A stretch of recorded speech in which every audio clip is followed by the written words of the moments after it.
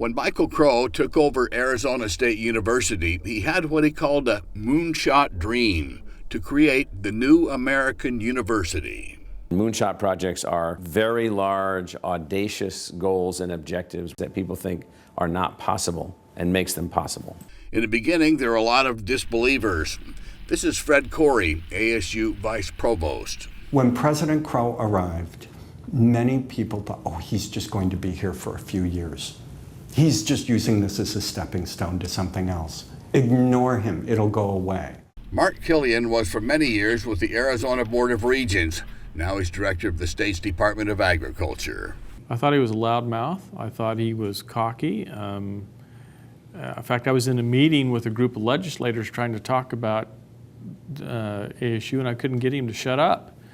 And when the meeting was over, I thought, how am I ever going to sell ASU? I got to get this guy to quit talking. Listen to Killian today. He's into creative destruction. He took a university that was known as a party school, that was okay university, and he has totally changed that into a first-class academic institution. Michael Crow happens to be a particularly innovative leader. Zoe Baird is president of the Marco Foundation, a charitable organization that collaborates with innovators to promote the advancement of knowledge. And so what Michael is doing at ASU is he is making it possible for people, whenever they're ready in their lifetime, to get their college diploma. U.S. News & World Report ranked ASU number 2 among up-and-coming schools, and it ranks number 3 in the number of students who are Fulbright scholars. That's one reason Starbucks CEO Howard Schultz teamed up with Crow and ASU to create a new program that provides free online education for Starbucks employees or partners. If these partners work 20 hours a week and get passing grades, Starbucks picks up the tab for their education. They have tens of thousands of their partners who went to college and never graduated. We have the way to help them to graduate, to overcome this financial burden that many of those students that started college and never finished. You know, it's one thing to start college, have debt, and have a degree. It's another thing to start college, have debt, and not graduate. Partners like Barbara Boyer, who is a new manager of Starbucks in Gilbert, Arizona. I don't think that I'd be enrolled currently. I think that would have been a dream that would have been put on hold for a long time, maybe till my kids were a little older. Yeah, we think that it's better to start finding ways to measure schools based on what they produce versus who you don't admit. The acceptance rate at some of the top schools like Stanford, Yale, and Harvard is less than 7%. ASU accepts over 80%.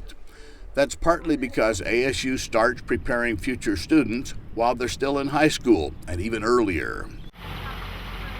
This was a failed school in a bad neighborhood before ASU took it over and turned it into a prep school, grades K through 12. This is a different school.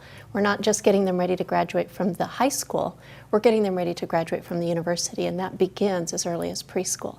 Deborah Gonzalez is the chief academic officer, and most of her students come from high poverty areas where English is a second language. 76% of the seniors who graduated were accepted to a four-year university. All of the seniors who graduated were admitted to either a 2-year, 4-year program or a 4-year program. All of them. All of the students who graduated. To make it easier, cheaper, and quicker to get into the university, ASU offers an online roadmap for students who want to transfer, usually from 2-year colleges. Martine Garcia is a senior. If I didn't have this program, I wouldn't have taken the correct classes that would transfer over to ASU. So it basically set me up so that I wasn't wasting time, money on classes that I didn't need. Carletta Miller is married with 2 kids. She went to a 2-year college and transferred here. I am an ASU Transfer Student Ambassador, where I go back to the community colleges and talk to potential students who are looking at coming to ASU from a student perspective on the transfer process, and that's something that I take great pride in. There are so many programs here to encourage kids to enroll and then not to drop out. An incoming student has an enrollment counselor, curriculum and financial aid advisors, and a success coach. It's not an easy transition for an 18-year-old. So we create a team of people who are there to help that student, and there to sort of be that safety net is what we call our success coach. This space-age building is where ASU houses its online operations. The school has about 20,000 online students, counting Starbucks employees. Leah Lummel is in charge. Whether they come to ASU in the long run or not isn't our primary goal of Global Freshman Academy. It's to get them started and believe in themselves. Global Freshman Academy is only one of ASU's online programs. It allows high school students or anyone to take online courses at ASU at no cost. Then if they do well and want credit, the school charges them a reduced tuition and accepts them as students. We're not just looking at getting someone in, we're really looking at making them successful, teaching them to be master learners in life and how to contribute back to their communities when they're done. Crow has grown the number of students at ASU to 70,000 who attend classes at 5 campuses in Phoenix. 4 out of 10 students come from low-income families. In many cases, they are the first in their family to attend college. ASU ranks as one of the more affordable universities for in-state tuition. The elite schools will say, well, we have lots of kids from lower income families, and the answer is, yeah, but not compared to how many kids are out there. And so when people say, well, why do you care so much about low-income people getting an education? That fits in with the values of helping your fellow man. And the quickest way to get people out of poverty is to get an excellent education. After Crow arrived, he was criticized when he created new departments and tailored coursework to what employers are looking for.